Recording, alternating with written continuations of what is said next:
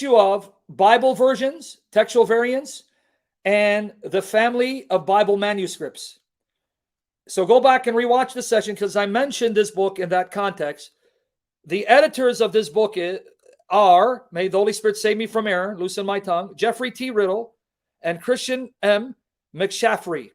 These are Reformed Calvinists. Some are Reformed Baptists. The book is Why I Preach from the Received Text, an anthology of essays by Reformed ministers. Now remember, they're Calvinists, they're Reformed. Some are Reformed Baptists like James White.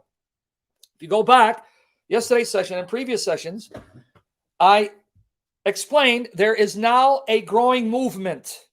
It's related to Bibles, Bible versions, Bible preservation, among Reformed Christians who want to go back to what they call the ecclesiastical text. Okay, you guys ready to learn? Please, no distractions, guys. Ecclesiastical text. Yep, Mr. Decker, it's worth getting. The ecclesiastical text is the text of the Reformers, meaning the family of Greek manuscripts that God preserved and allowed the church to have access to, which would be the same manuscripts that the Reformers had access to, like John Owen, right? Francis Turretin, and the manuscripts that God in his providence gave to the church, the manuscripts that the church had access to. These manuscripts are called the majority text, the Byzantine text, the Byzantine text type. Now, if you're not familiar with textual criticism, I'm no scholar, but I've listened to enough of them. They divide manuscripts into different families. You have the Alexandrian text type, meaning those manuscripts that read similarly the same way to the papyri found in Alexandria, Egypt. So that would be called the Alexandrian text type. Now, they're revising this and they want to get rid of these classifications. Are you with me so far? May the Spirit save me from error and enable me to recall the facts clearly and correct me on the spot. I don't want to be mistaken. So you with me? If you listen to Bart Ehrman and Daniel Wallace, James White, they will talk about family trees or lines of textual transmission. The papyri, some of which was found in Alexandria, Egypt, and those other copies that agree with the readings in these copies found in Alexandria, Egypt. So they classify them as Alexandrian text type. Then you have the Western texts, those manuscripts that would be in the West and virtually in Latin, right? Then you have the later bulk of the Greek copies of the New Testament. They are later, but they have more of them. So about, let's say, if you have 5,300 plus copies of the books of the New Testament in Greek, over 5,000 of them would be classified as the majority text. Why? Because they're the majority. They start appearing later on. They are in the majority and they have a higher degree of agreement. So over 5,000 copies are called Byzantine text or majority text. From that came the received text, which resulted in the King James. Are you with me there? Are you listening? Before I move on. The reason why it's called the Byzantine text, because these were copies that were produced by Byzantine monks, the Byzantine Empire, and Byzantine monks would have been responsible for the production of these copies. And over 5,000 of the copies of the New Testament in Greek are from this family line called the majority text, the Byzantine text. And that family of manuscripts have a higher degree of uniformity. They agree more often than the earlier papyri. They agree more often than do Codex Sinaiticus, Vaticanus, and the early papyri. The papyri that was only found in the 19th century. So far with me, guys? I'm trying to be as accurate as possible. If I'm a mistake, it's unintentional. May the Spirit correct me on the spot. So you guys got it? Everyone got it? Before I move on to the next point. The official line of manuscript tradition. The official family of manuscripts that the Orthodox Church follows. If you're Orthodox, Greek Orthodox, Russian Orthodox, Eastern Orthodox. The official Greek transmission that the Orthodox Church endorses is the Byzantine text. They do not follow modern textual critics like Daniel Wallace, James White. They follow the majority text, the Byzantine text, from which we get the received text that result in the King James. Did you know that? This is why in the Orthodox Study Bible, I have it in my library and I have it as a PDF file. The New Testament they use is the New King James Version. This is why I've been to Orthodox churches where I've seen in the pew, if you can call it a pew, New King James or King James.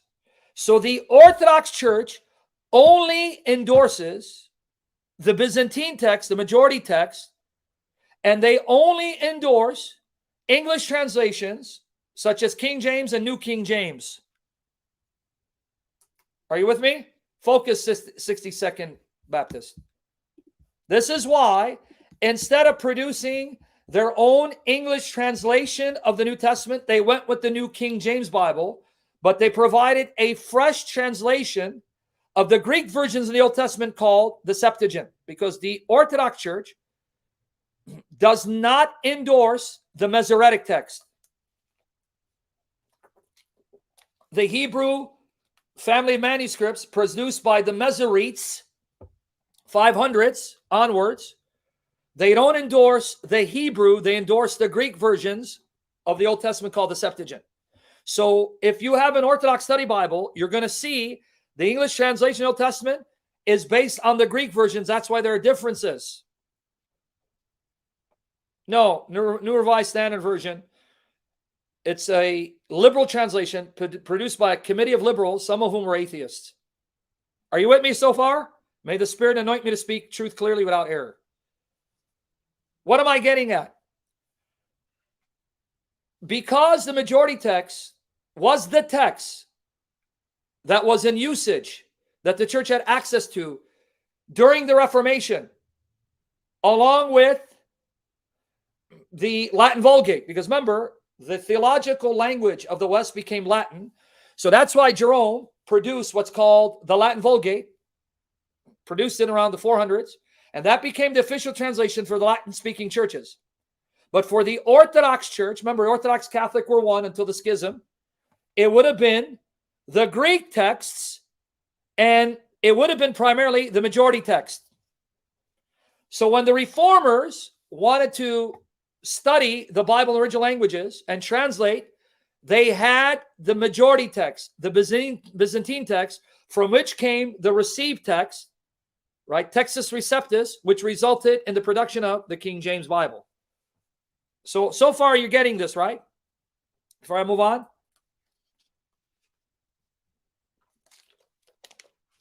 You with me so far?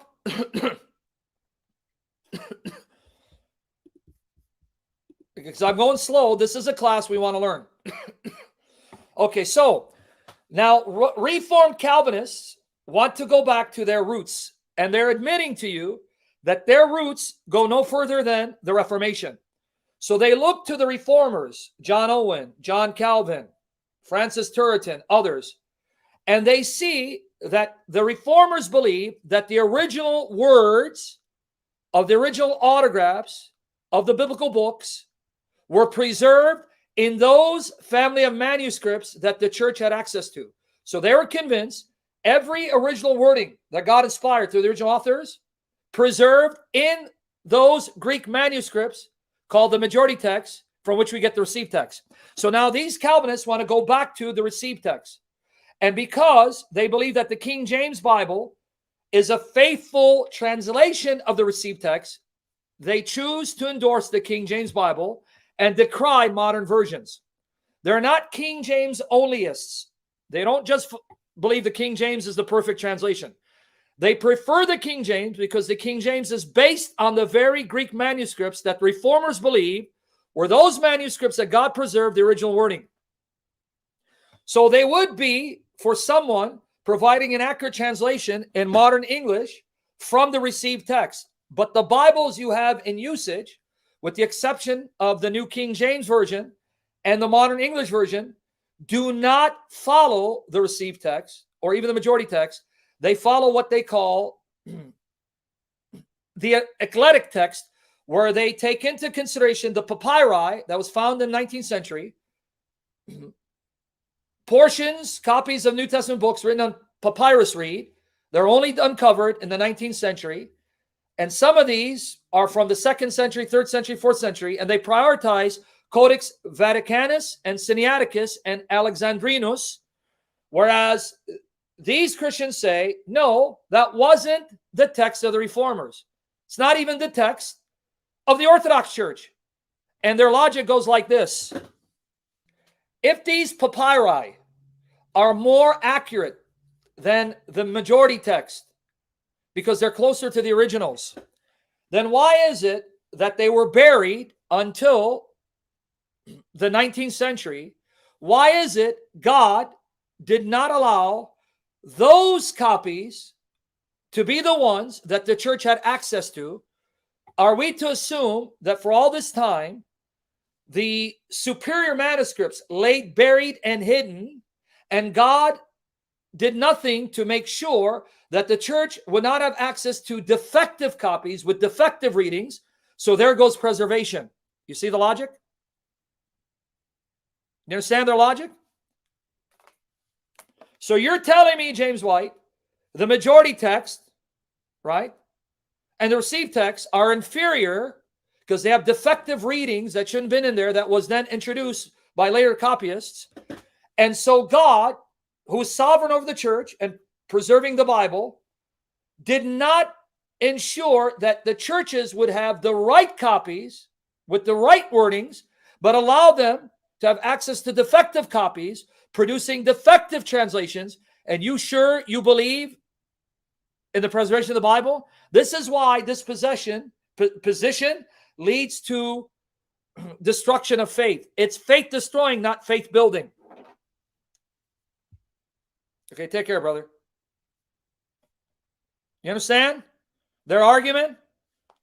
If God is sovereign, and he is, and God will ensure that his bride, the church, will have his faithful word, and he has ensured it, then that means we need to look at historically what manuscripts were dominant and what manuscripts were being used and in circulation, and it's a majority text. You see their reasoning, and they're right. That's why I changed my position. Do you know that modern textual criticism led to Bart Ehrman losing faith in the Bible being God's inspired words? Now, let me give you a little history about Bart Ehrman. You may not know this. Bart Ehrman did not lose faith in God because of the variant readings. He says it. He lost faith in the Bible being God's inspired words, but he became a liberal Protestant, and he continued to believe that God existed, but then he abandoned faith in God because of the suffering and misery and evil in the world. So Bart Ehrman reasoned, well, if the manuscripts have so many variant readings and they're not uniform, then that tells me God didn't preserve his word. Well, if God didn't preserve his word, why would I even think he even inspired the Bible to begin with? Because if he inspired it, wouldn't he want to preserve it?